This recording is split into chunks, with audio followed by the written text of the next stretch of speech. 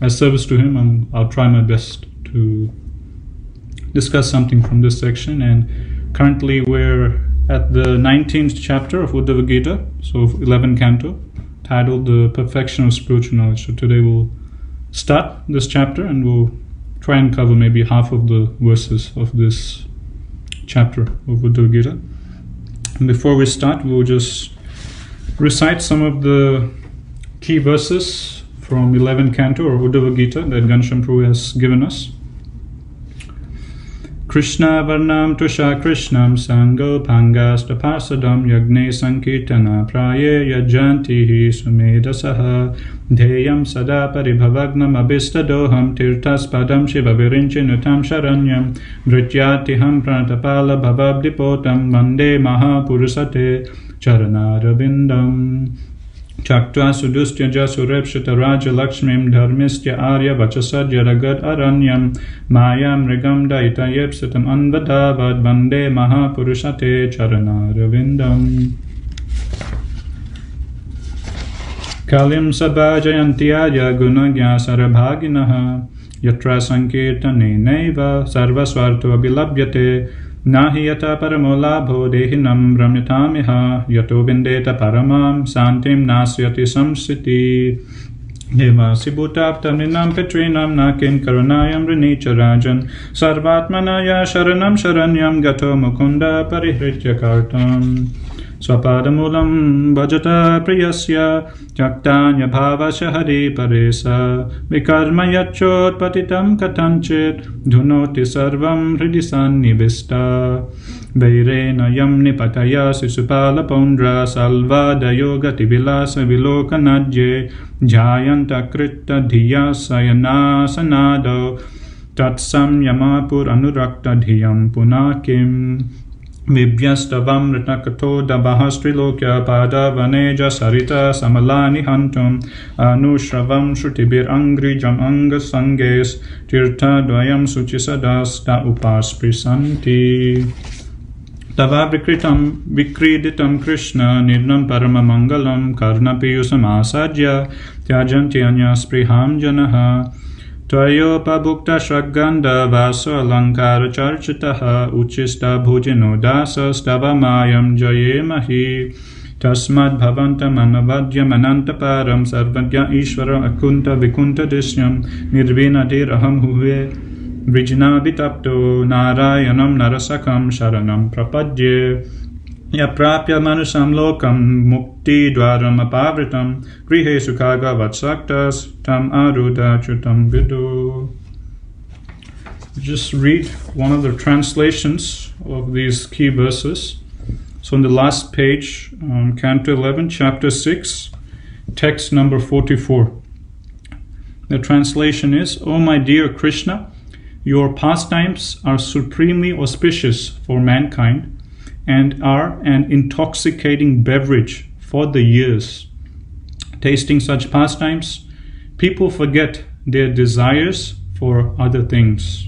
So the Sanskrit is Tava Vikriditam Krishna Nirnam Parama Mangalam Karna Piyusam Asadya Tyajanti Anyas Priham Janaha.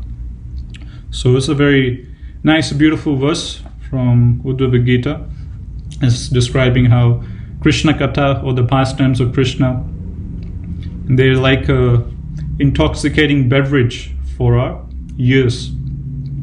And just like ordinarily when someone takes a particular intoxicant, say alcohol or some drug, then as a effect of that drug or alcohol, the natural reaction is that they go into a hallucinatory state of consciousness, being affected by the influence of that drug or the alcohol, and they forget what's around them and they cease to function properly.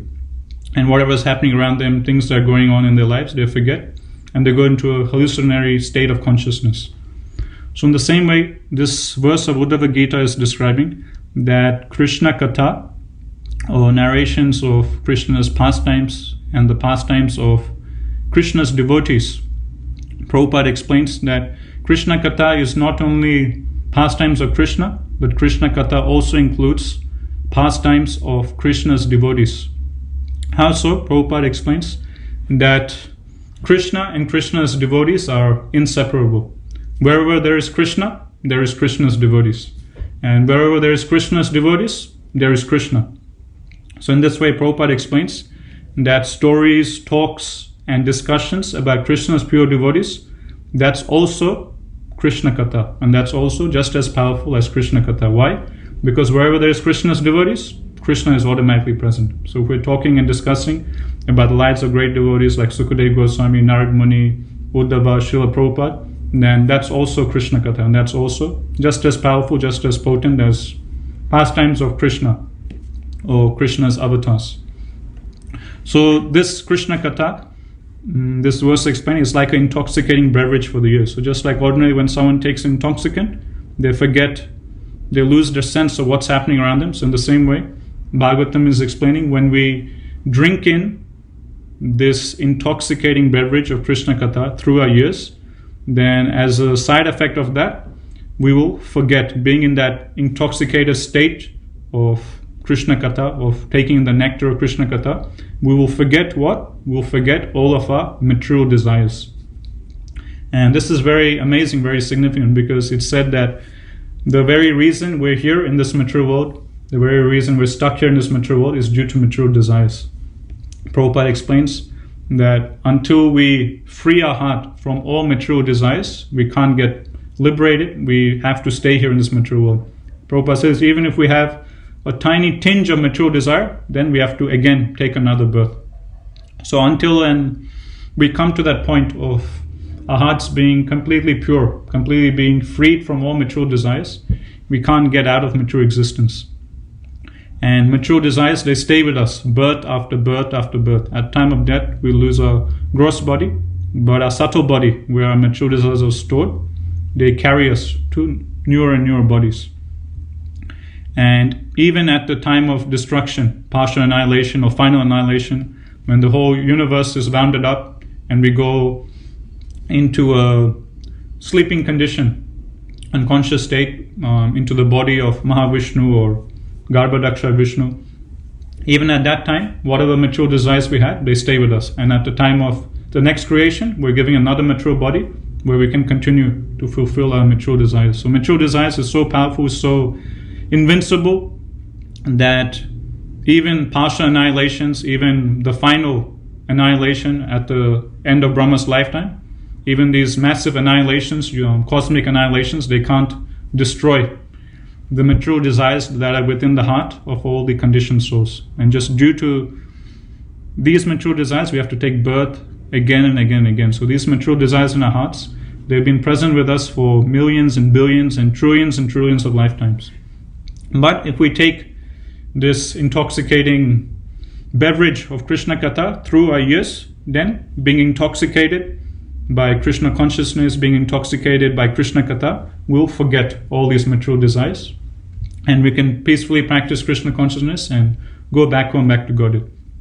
So many times it's quite overwhelming, like we'll be practicing bhakti for 5 years, 10 years, 15, 20 years, and still after practice so long, we'll notice in our heart there's still so many material desires, we still have so many material attachments, and we, many times wonder, how can we ever overcome these material desires? It seems so big, so monstrous, so scary, so invincible, so hard to overcome.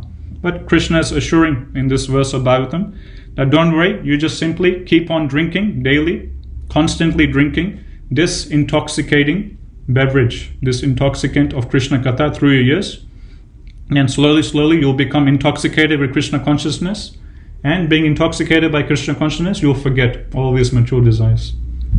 So it's a very nice, beautiful verse to meditate on, about the importance of hearing about Krishna and Krishna's devotees. They're non-different, Prabhupada explains.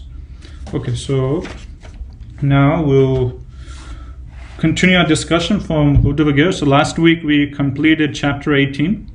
So chapter 17 and 18 of this section of Bhagavatam, of 11th canto, Uddhava Gita, Krishna, he talks about the whole Varnashrama system. So if you remember at the start of chapter 17, Uddhava, he asks a question to Krishna, that Krishna, you've explained to me about the process of jnana, you've explained to me about the process of bhakti, and you've explained to me about the process of the yoga system, Ashtanga yoga system. So previous to chapter 17 and 18, where Krishna talks about Varnashrama, in the previous chapter to that, Krishna was talking about the Ashtanga yoga system, about all the different siddhis the yogis can get, so on and so forth. And Uddhava, at the start of chapter 17, he then asked Krishna, then can you please now talk to me about the path of karma yoga?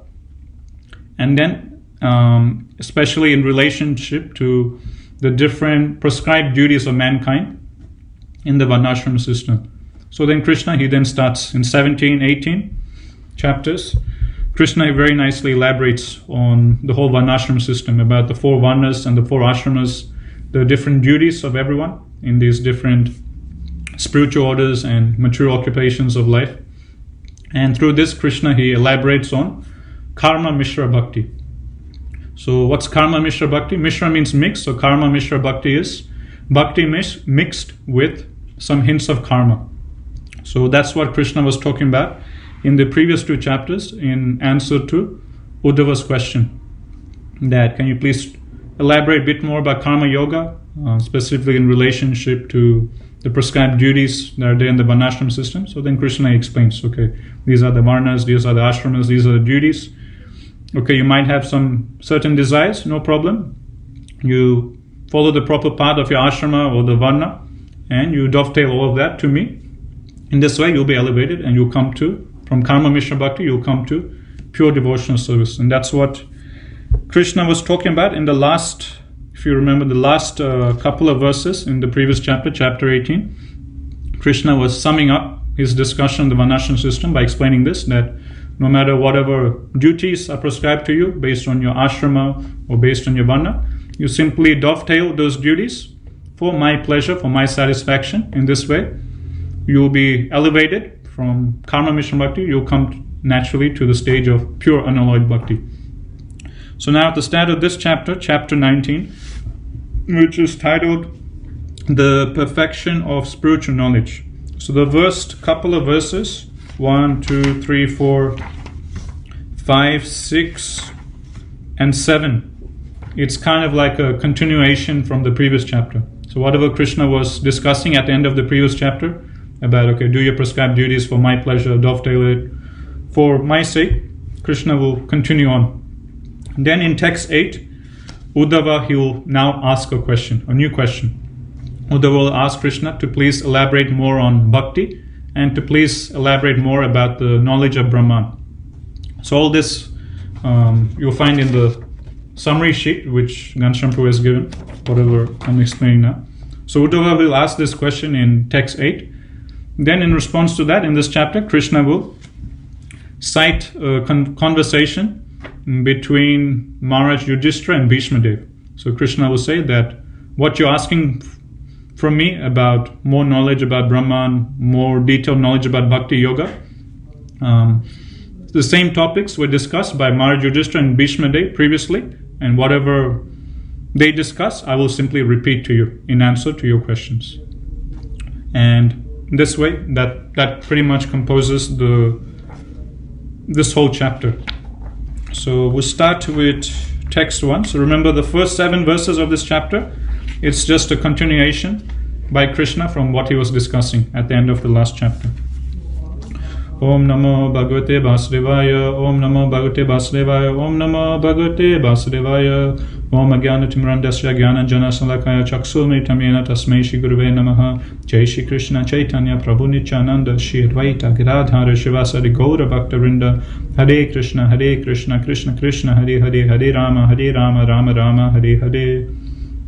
Okay, so Canto 11, Chapter 19, text number 1. The Supreme Personality of Godhead said, a self-realized person who has cultivated scriptural knowledge up to the point of enlightenment and who is free from impersonal speculation, understanding the material universe to be simply illusion, should surrender unto me both that knowledge and the means by which he achieved it. So if we read the summary sheet which Ghanshyam Prabhu has given us for 11th canto, in there it will say that in these first couple of verses, Krishna, he will talk about knowledge about the Atma, or general spiritual knowledge, the importance of jnana. And this is something Krishna was discussing at the end of last chapter. If you remember the last chapter, towards the end, it was talking about the sannyas ashram, and Krishna was explaining the importance of the sannyasis, how they should be fully absorbed and grounded in spiritual knowledge, in spiritual wisdom or jnana. And now in this chapter, in this verse, Krishna is saying that this knowledge that one acquires, one should surrender that knowledge and the means of acquiring that knowledge onto my lotus feet. So what does this mean? What is Krishna trying to explain here? If we look at the whole yoga system, there's different yogas: karma yoga, jnana yoga, ashtanga yoga, and then we have bhakti yoga. So bhakti yoga is the topmost. And we know that from Bhagavatam, it's explained that bhakti yoga, if we just simply practice bhakti, and as a natural byproduct of bhakti yoga, we will get both jnana and vairagya. We will get both knowledge and renunciation. So this Sutta Goswami explains in the second chapter of first canto that we don't have to do anything separate to get knowledge and renunciation. Just by doing bhakti itself, we'll automatically be blessed with transcendental knowledge, jnana and vairagya, renunciation. Now, in the other process of bhakti, the other process of yoga, like karma yoga, ashtanga yoga, jnana yoga, the practitioners of these other systems of yoga, they also acquire some jnana. So the karma yogi, by engaging in karma yoga, he's also acquiring some transcendental knowledge as a result of his practicing yoga. Same with the jnani yogi, by studying the shastras, he's cultivating some spiritual knowledge, jnana also. And same with the ashtanga yogi. The ashtanga yogi, by practicing his yama, niyama, asana, pratyahara, pranayama, and so on and so forth, he's also cultivating some spiritual knowledge. So any yoga system that we take, as a byproduct of any yoga system, you'll get some jnana or knowledge. Now, the perfection of all the other yoga systems is to take the yoga practitioner and to bring them to the point of bhakti. So the karma yogi, if he practices properly and he gets some jnana, then he can be led to bhakti yoga. And the ashtanga yogi, by practicing his process of self-realization, he'll cultivate some jnana, and then he can come to bhakti yoga. And same with the jnani, he'll study the shastras, speculate, so on and so forth. He'll cultivate some spiritual knowledge, jnana, and then he can be led towards path of bhakti. So we can take the other parts as different streams.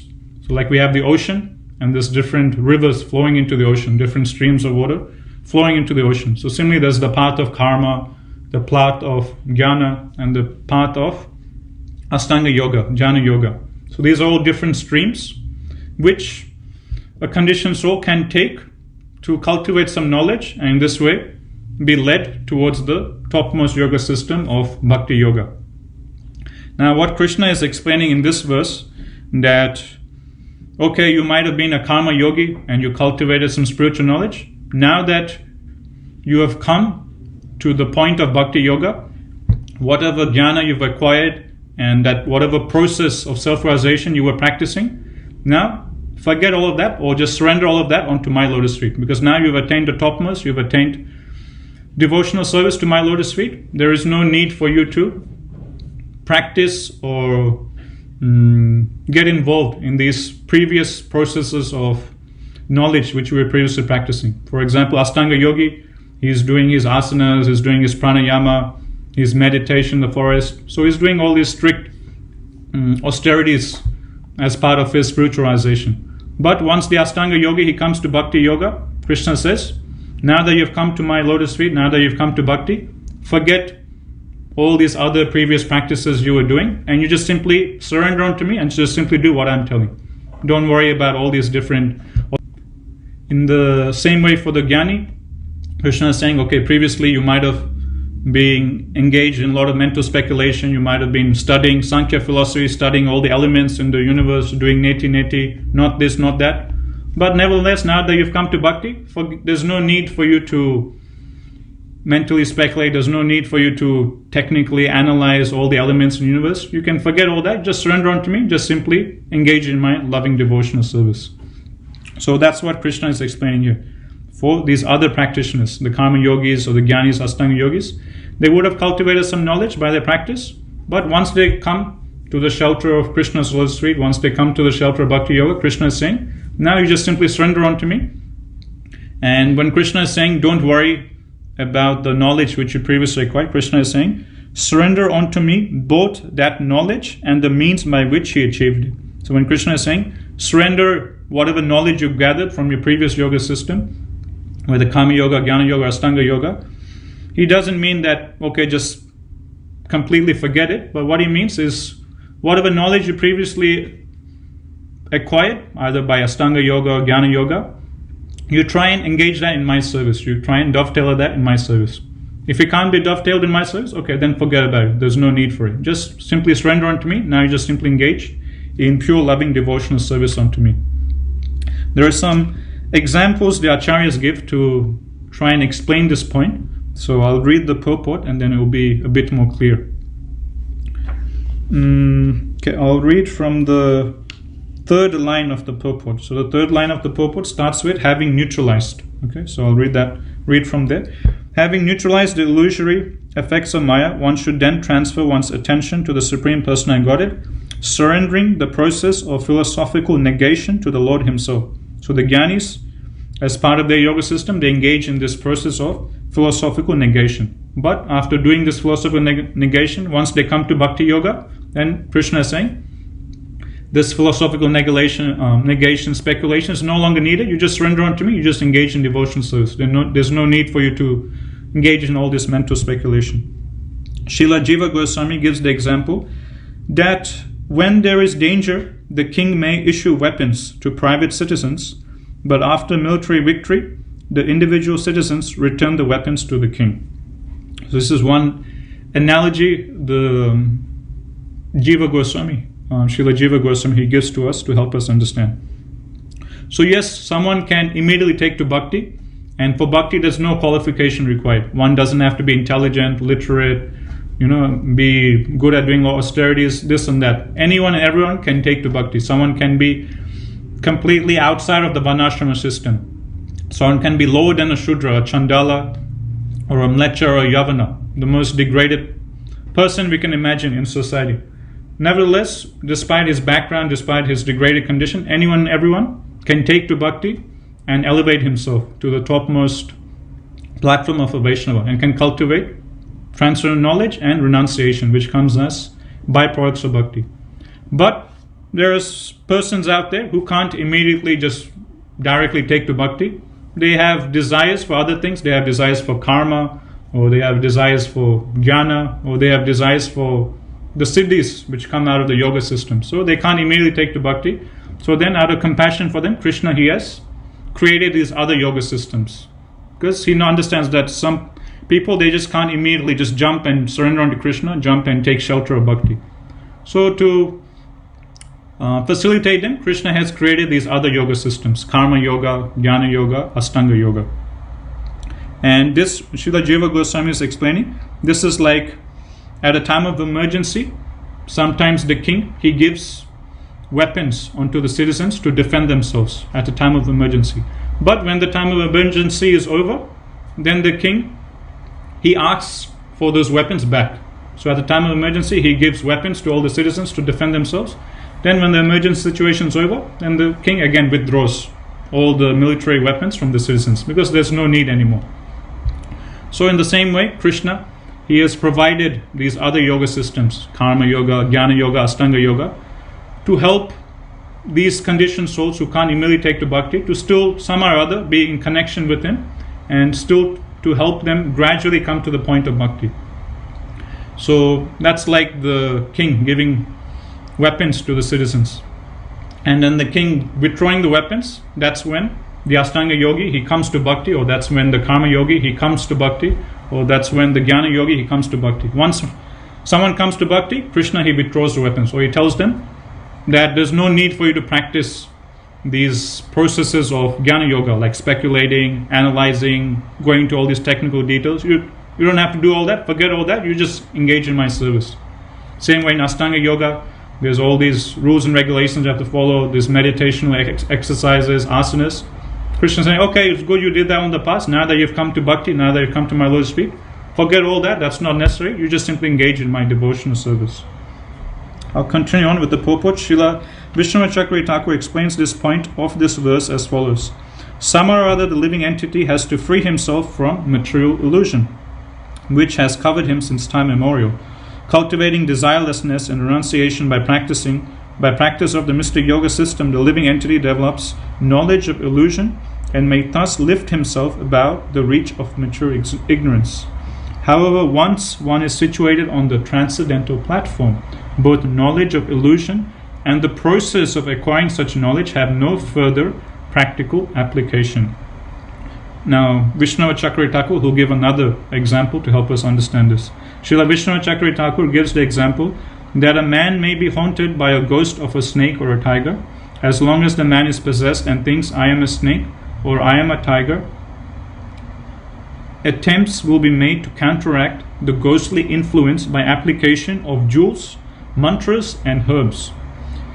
But when the man is freed from possession by ghost, he again thinks, I am Mr. So-and-so and the son of Mr. So-and-so, and returns to his original nature. At that time, the jewels, mantras and herbs have no further immediate application. The word vidya in this verse thus indicates knowledge acquired through philosophical analysis, mystic yoga, austerities, and renunciation. So Vishnu Chakravarti Thakur is giving this another example on top of Jiva Goswami's example of how sometimes a man, he might be haunted by the ghost of a snake or a tiger, and being haunted by the ghost of a snake or a tiger, he will falsely think, I am a snake or I am a tiger. Now, in an attempt to get rid of that ghostly influence of the snake or tiger, what he'll do, he will wear some jewels to counteract or make the ghost go away, or he will chant some mantras, or he will take some particular herbs or potions that will help the ghost to go away. Now, once that ghost leaves his body, there is no need for him to wear all those jewels anymore. Once that ghost leaves his body, there's no need for him to chant all those mantras to get rid of the ghost. Once that ghost leaves his body, there's no need for him to take these special herbs and potions. So in the same way, Vishnu Chakravarti Thakur is explaining that previously one might have been engaged in different processes of mystic yoga, processes of doing some austerities or some renounced form of life, or philosophical analysis in Sankhya Yoga, Jnana Yoga. That's okay, but once one comes to the transcendental platform of Bhakti Yoga, once one comes to the level of Bhakti, there is no need for him to practice all these austerities, renunciation, philosophical analysis, so on and so forth. There's no need for that, because one has already come to the topmost position of being engaged in Krishna's service. So one doesn't have to do all these things again. So in this way, both Vishnu Chakravarti Thakur and Jiva Goswami, they give two nice examples to help us understand what Krishna is explaining in this verse. So once again, just to go through it again, that yes, in bhakti one automatically gets vairagya and knowledge, one automatically gets transcendental knowledge and renunciation, but there are conditioned souls out there with many different desires and conditionings, and they can't immediately take shelter of bhakti. So therefore, Krishna, out of compassion, he's created these other different yoga systems. He's created karma yoga, jnana yoga, astanga yoga, because there's persons out there who are attracted towards karma, there's persons out there who are attracted towards jnana, there's persons out there who are attracted towards getting siddhis through the practice of yoga. But still, nonetheless, if they practice their particular yoga system, do their austerities, their philosophical speculation, or practice their mystic yoga, they will slowly be elevated to the point of bhakti yoga. Now, once they come to the platform of bhakti yoga, Krishna is saying, you don't have to practice what you were practicing before. You just simply engage in my service and forget whatever these other paths you were following before. You just take shelter of my lotus feet. And whatever knowledge and realization you got from your previous yoga practice, you just surrender that onto my lotus feet, or you engage that in bhakti, you engage that in coming closer to me. So that's what Krishna is explaining here in this verse. We'll go to the next verse, text number 2. For learned self-realized philosophers, I am the only object of worship, the desired goal of life, the means for achieving that goal, and the settled conclusion of all knowledge. Indeed, because I am the cause of their happiness and their freedom from unhappiness, such learned souls have no effective purpose or dear object in life except me.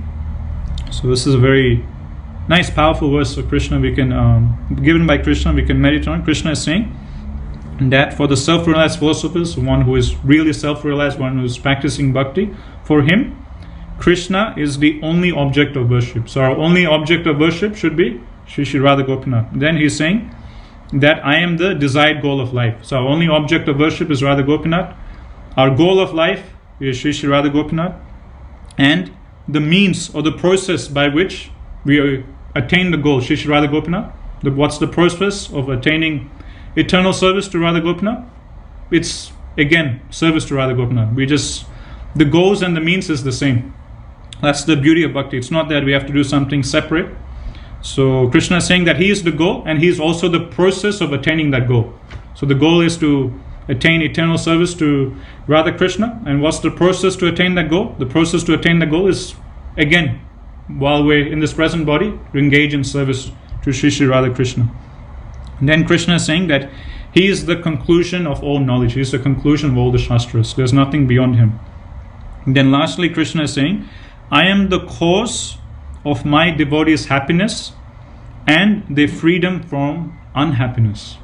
So Krishna is the cause of happiness for his devotees, and Krishna is the cause of freedom from unhappiness or distress for his devotees. And we can see this in action in Ram Leela, particularly through the pastime of Diwali. As we all know, Diwali is the day when Lord Ramachandra, he returns back to Ayodhya.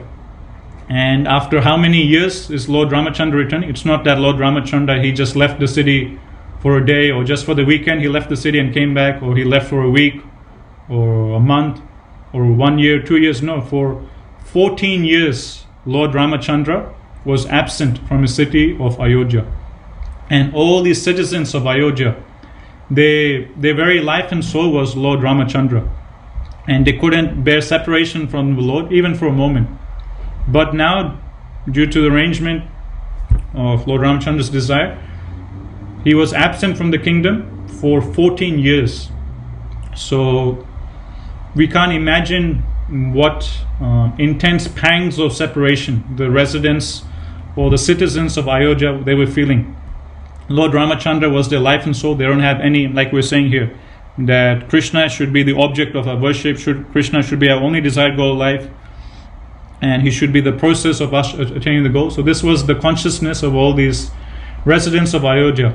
Lord Ramachandra was the life and soul, but now suddenly he's been banished to the forest for 14 years. And for 14 years, they haven't seen Lord Ramachandra at all. So they were undergoing so much intense pangs of separation, vipralamba. There is two principles. There is the principle of sambhoga and the principle of vipralamba. Sambhoga is union between the Lord and his devotees.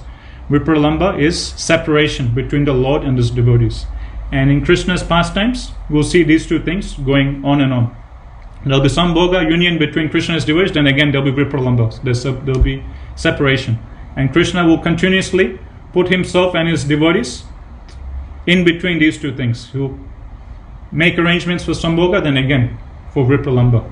Why? Because by these two principles of sambhoga and vipralamba, by union and separation, the love of Krishna for his devotees and love of the devotees for Krishna increases more and more and more and more. And this we see in Krishna book or 10th canto. When Krishna, he leaves the gopis, they accuse Krishna, ask, why did you leave us? Why did you do this to us? And what was Krishna's response? Krishna says that to intensify your bhakti, to intensify your love for me, I disappear. So that's how vipralamba works. When there is separation, it intensifies the love, the remembrance, the bhakti of the devotees for the Lord. So in this way, Krishna continuously in his pastimes, he puts his devotees through these two principles of sambhoga and union.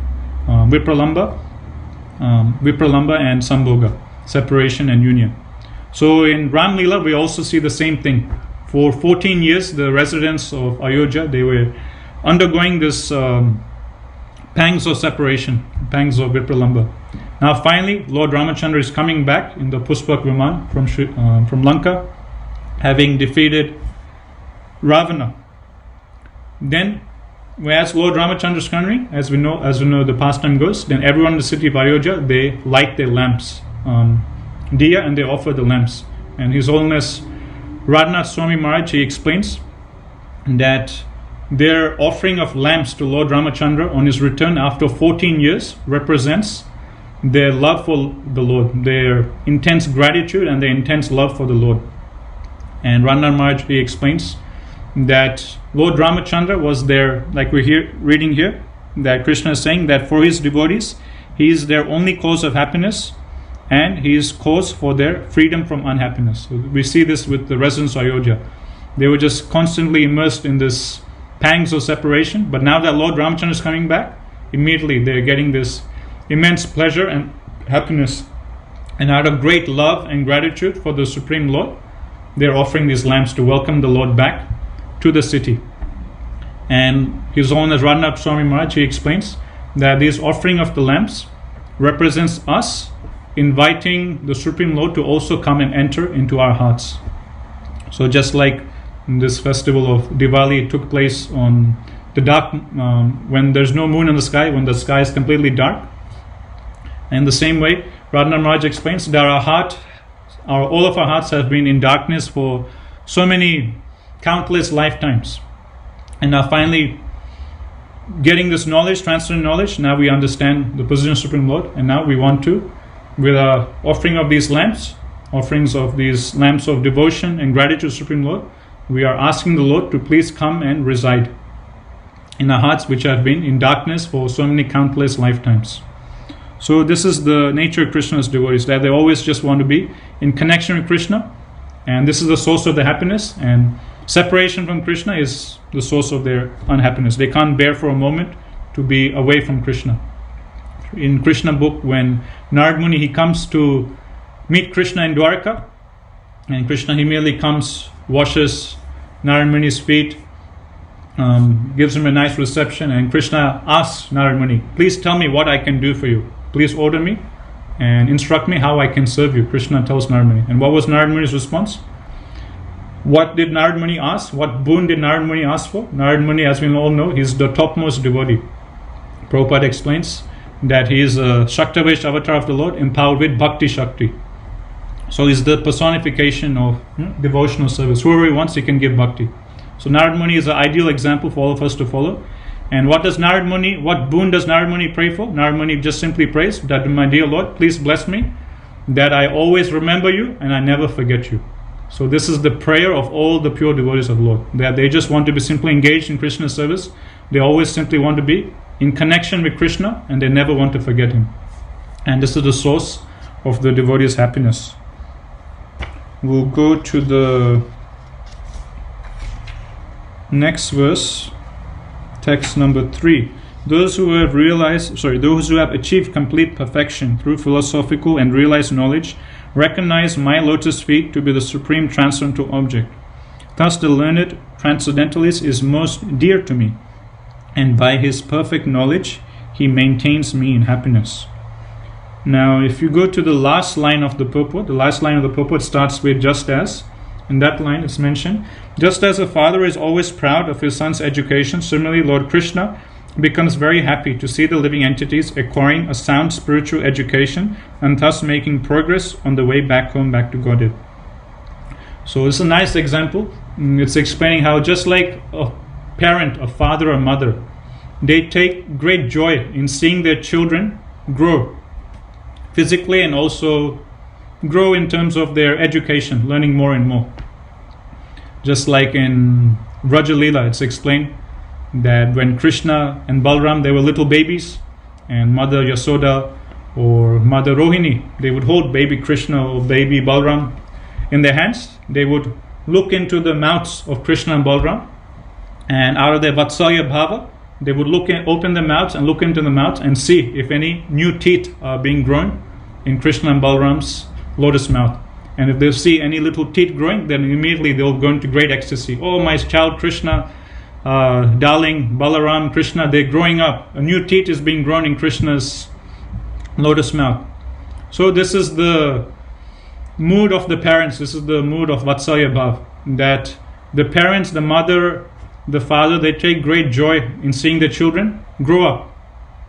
So just like the parents, they take great pleasure in seeing the children grow up, in the same way, Krishna, he sees his devotees, he takes great pleasure in seeing us slowly make more and more advancement in spiritual life, slowly make more and more advancement in spiritual knowledge. Some other examples we can give for this joy of the parents, which we see in Vraja Leela. Just like in Vrindavan, towards the start of Krishna book, it's mentioned how there is a particular festival the Vrajavasis celebrate when Krishna, so initially when Krishna is a baby, he's just lying back. So just like a baby, he would just be in his cradle, would just be lying back on his bed, just like that. Then after some time, after growing up a little bit, the baby, using his own strength, he can turn over. So initially the baby, he just lies back on his back and he can't turn over, move, and he can't crawl. But there'll come a particular time in his growth when the baby can, using his own strength, turn his body around and go backside, turn the other way around. And then the baby can start learning how to crawl. So when the residents of Vrindavan, they see that Krishna, he's attained that stage of when he can turn himself over by his own strength, and then he can start crawling on his, using his hands and legs, then immediately they have a big festival to celebrate this occasion of Krishna turning over. So just for a baby turning over, there's a big festival in Vedic culture. So again, this is the joy of the parents. So the parents, they take joy in seeing their children grow slowly, more and more. Again, then from the crawling stage of the baby, when the baby starts to hold onto the walls and climbing up, and then the baby with great difficulty, when it starts learning how to walk, then immediately it's great joy for the mother and the father. And the mother and the fathers, they bring their phones or they bring the video camera and they record that today is the day, our loving son or daughter is learning how to walk, and they record the moment, that in this age, at this time, my child has learned how to walk, and they record a nice video that look how our child is learning how to walk. So these are the great joys of the parents, to see the children slowly grow up from babyhood to childhood, and then go to school, study, get more knowledge, and so on and so forth. Another example the acharyas explain is after Krishna has grown up a bit and he goes for herding the cows or the calves, and he comes back home. When Krishna and Balram will come back home, Mother Yasoda, Mother Rohini, they would embrace Krishna and Balram out of great love and affection. Now this interesting detail is given by the acharyas that as Mother Yasoda and Mother Rohini, they would embrace Krishna and Balram. As they would embrace Krishna, simultaneously what they'll be doing, while they'll embrace Krishna and Balram, using their hands, they would feel Krishna and Balram's arms and different joints on their bodies to see if Krishna and Balram are healthy and strong. So they'll be embracing Krishna and Balram, but while embracing him, they would slowly, unnoticed, they would just squeeze different parts of Krishna's body, squeeze his elbow, his arms, his biceps, his shoulder, just to check, is all the joints of Krishna healthy, is the arms and, the back of Krishna healthy and strong, are Krishna and Balram eating nicely, becoming strong and healthy. So again, this is another instance of Vatsalya Bhava. The acharyas explain the loving mood of the parents, how they want to see the children growing up nicely, and they take great bliss and pleasure in seeing the children slowly grow up. So just like parents, they enjoy and relish seeing the children grow up, in the same way, Krishna, he enjoys seeing us taking small steps towards his lotus feet. Every time we take one step closer to Krishna, every time we advance in our bhakti, we make endeavors to progress in spiritual life, Krishna is noticing, Shri Shri Radha Gopinath, our supreme parents, are noticing, and they take, this is a great source of bliss for them, this is a great source of joy for them. Not only for Krishna, the same thing is given for the spiritual masters. Prabhupada explains there's two desires of all spiritual masters. What are the two desires of all spiritual masters? Prabhupada explains the first desire of the spiritual master is in reference to this, that the spiritual master likes and wants to see his disciple slowly grow and advance in spiritual life. So that's why when we're updating our spiritual masters, one thing we should talk about is how we're progressing in our spiritual life. This is something that all spiritual masters want to hear, Prabhupada explains. So all spiritual masters, they're eager to hear and see and notice how we're all advancing in our spiritual life, how we're all advancing in our bhakti lives.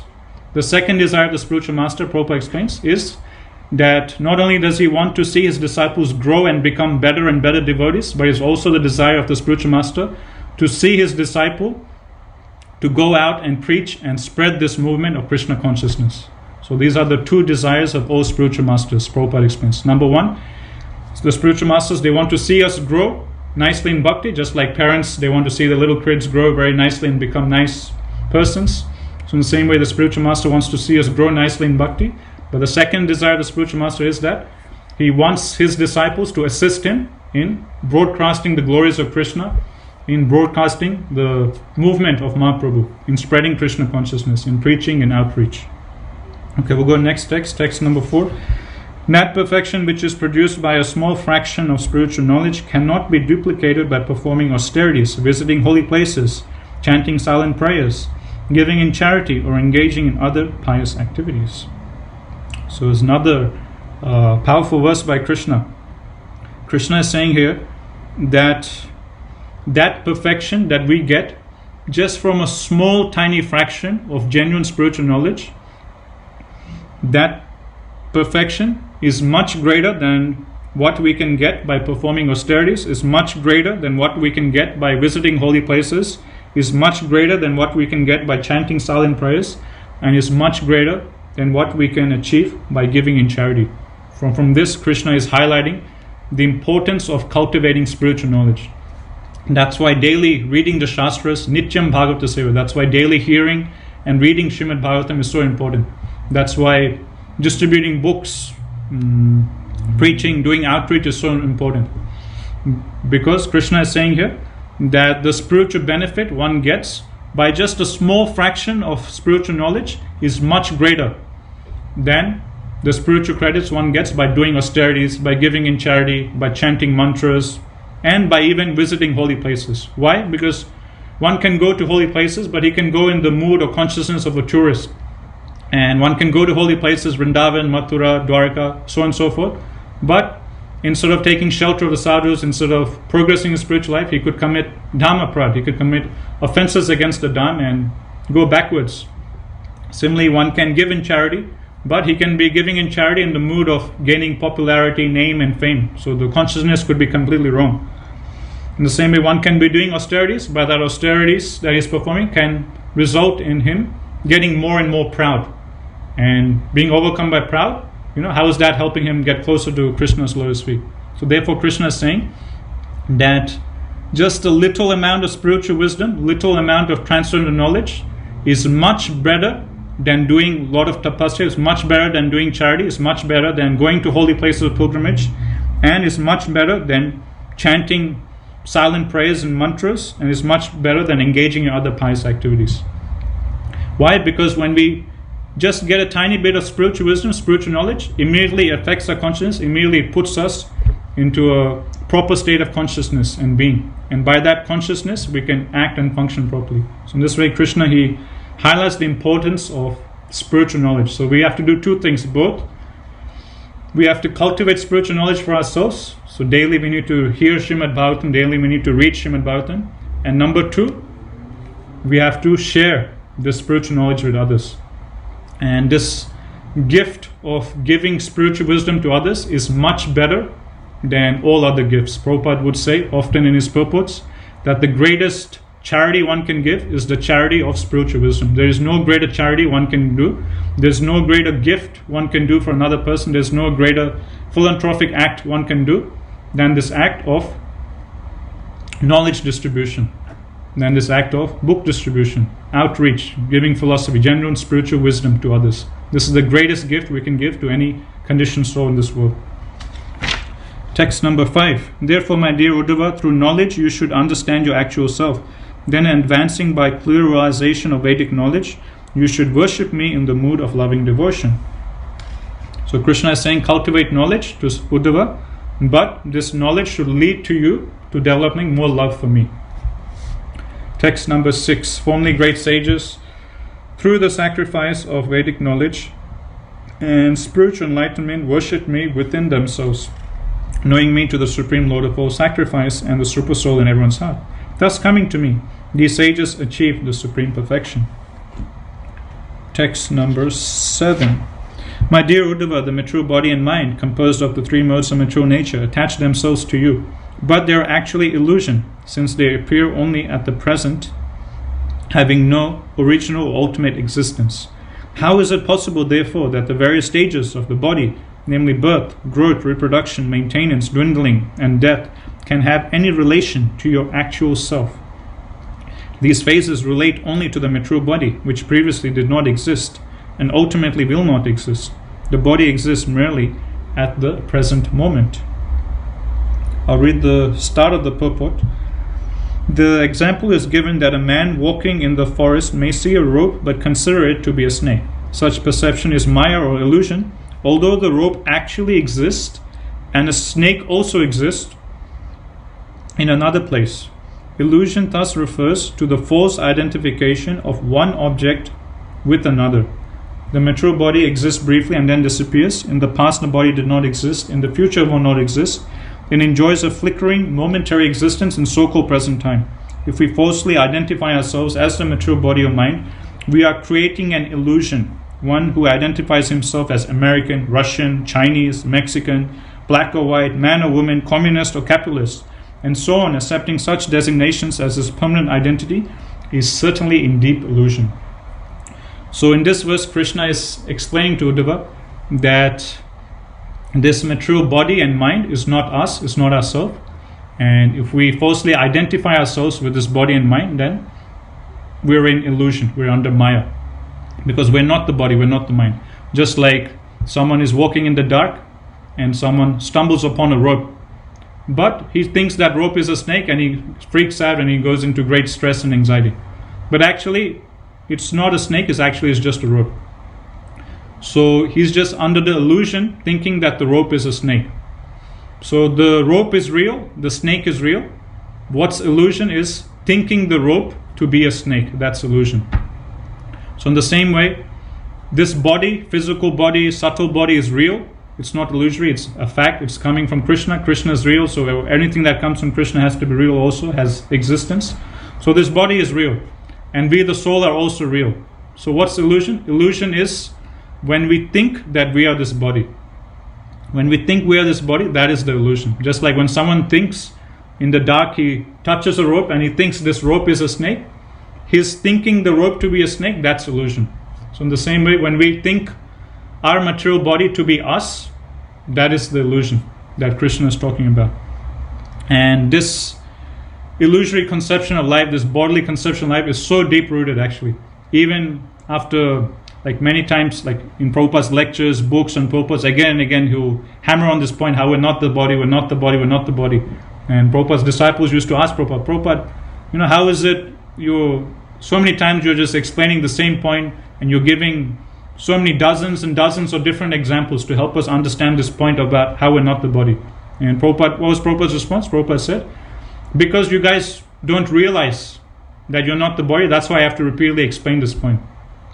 So this point, or this conception of thinking ourselves to the body, is actually very, very deep rooted into our consciousness.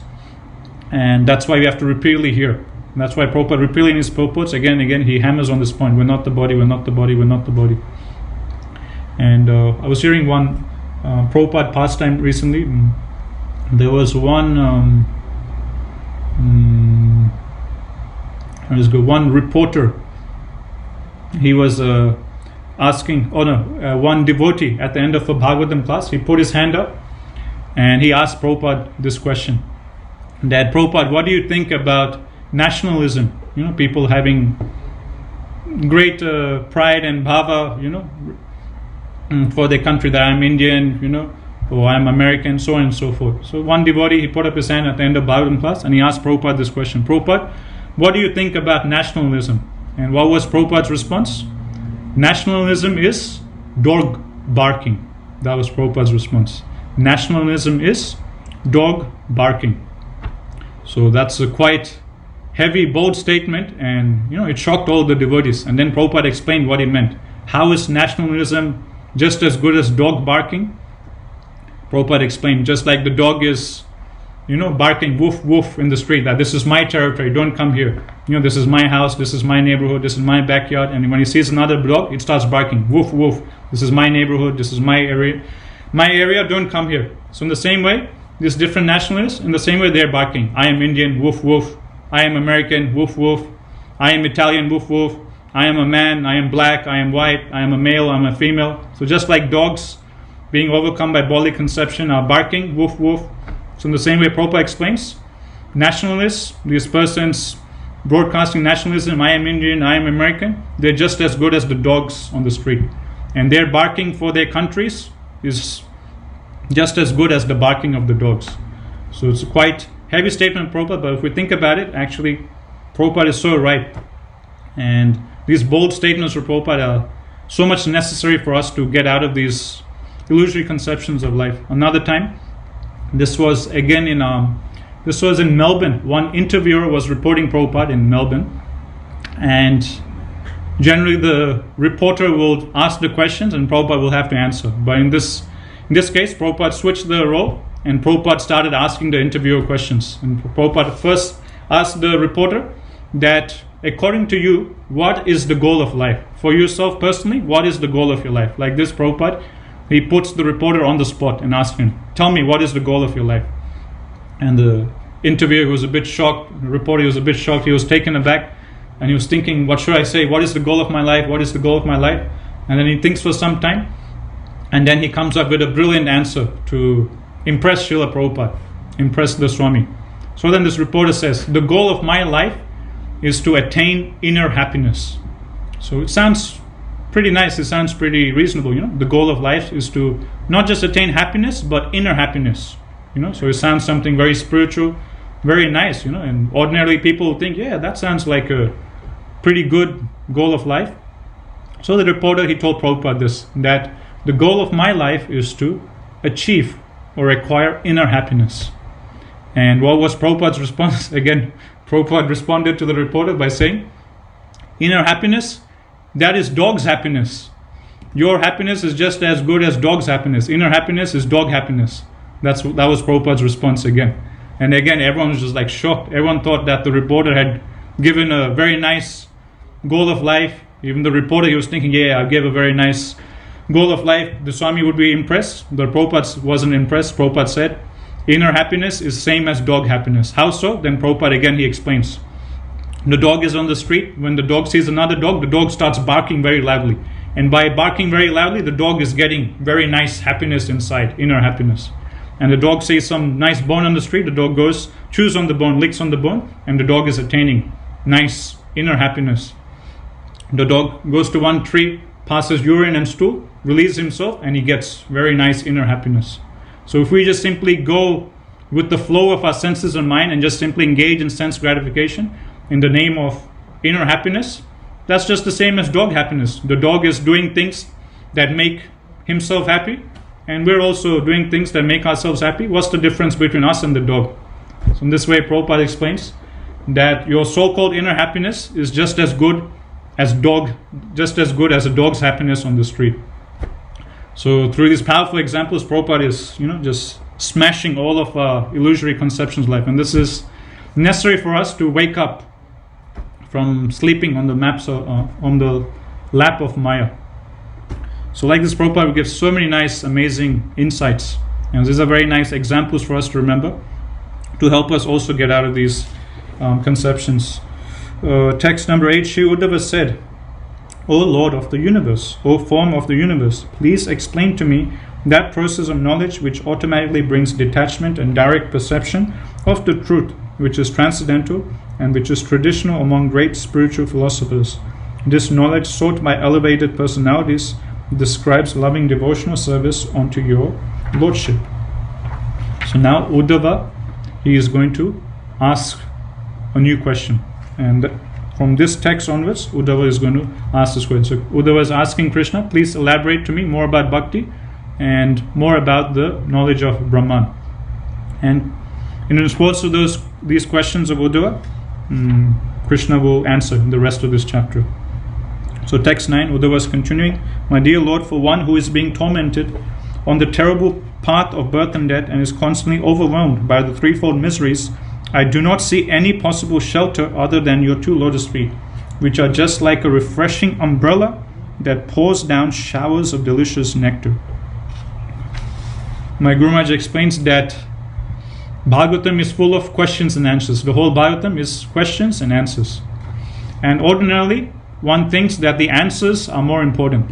But my Guru Maharaj explains that the questions that are asked in Bhagavatam are just as important as the answers in Srimad Bhagavatam. We can learn just as much from the questions of Srimad Bhagavatam as much as we can learn from the answers given in Srimad Bhagavatam. So these, how Uddhava is asking these questions, what questions is asking, what mood and consciousness is asking these questions in, is something we should focus on. And from this we can understand what should be our mood as devotees. So he asks in the previous text, please can you elaborate a bit more about bhakti? Uddhava asks in text 8. Now in text 9, he's not just stopping there. Okay, just tell me more about bhakti, that's it. No, he is further encouraging Krishna by putting himself in a very humble, dependent mood to inspire Krishna to bestow upon him Divya Gyan. So in this text, Uddhava is saying that what is my position? That me and all conditioned souls in the material world, we're all being tormented by the terrible pangs of birth and death. And at all times, we are constantly being overwhelmed by the three pangs of mature existence. By miseries caused by nature, miseries caused by other living entities, and miseries caused by our own mind. How often? Not that every month or yearly or every week or every day we get these miseries, but Uddhava is saying constantly at every moment all conditioned souls are getting hammered, are getting overwhelmed by these miseries caused by the mind, miseries caused by nature, and miseries caused by other living entities. So in this way, Uddhava is putting himself in a very helpless, humble, dependent position that, look at me, Krishna, I constantly am being overwhelmed by threefold miseries, I'm being tormented by the pangs of birth and death.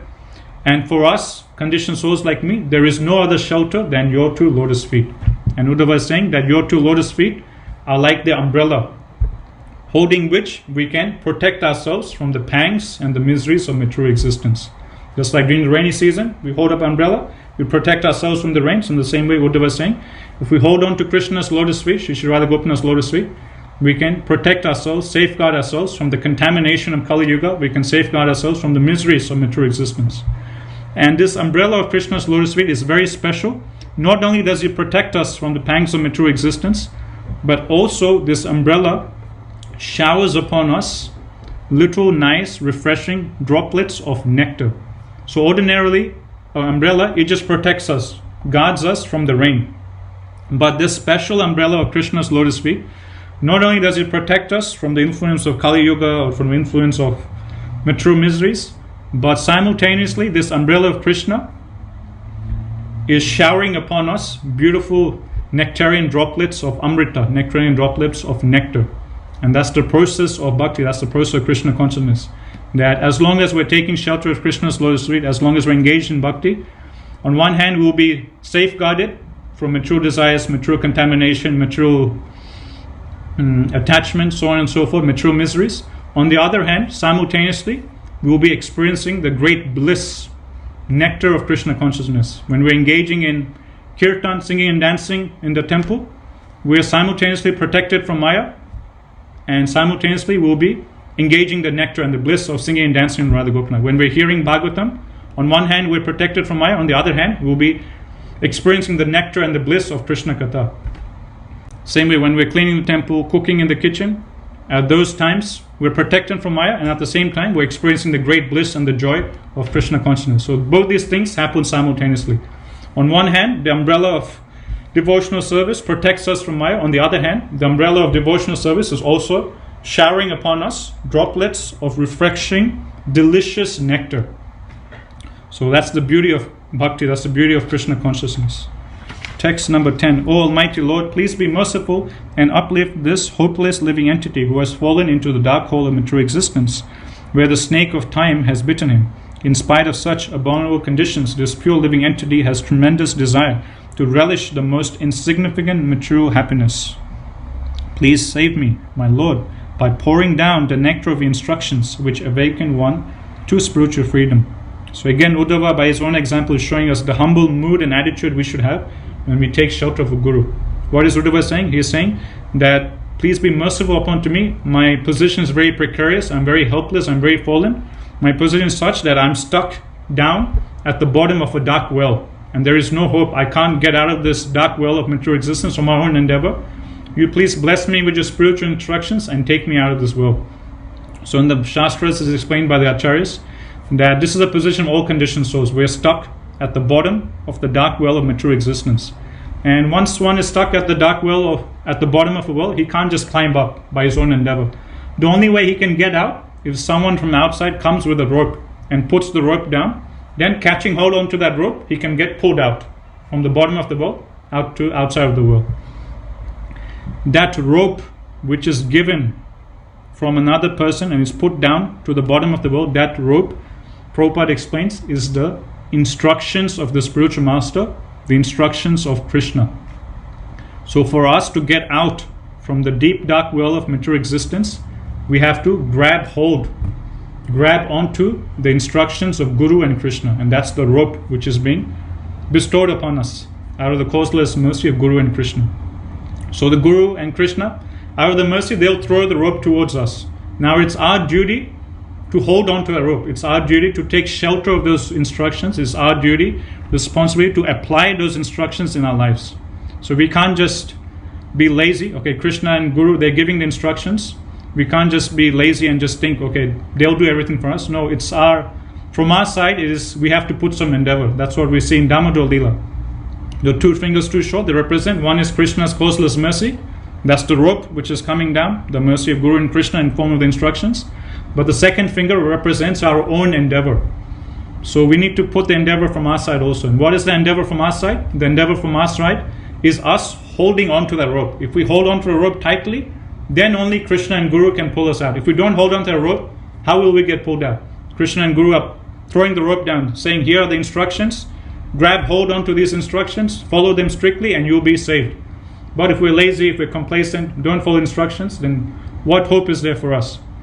So from our side, it is our duty to take shelter, to hold on tightly to the rope of Krishna and Guru's instructions.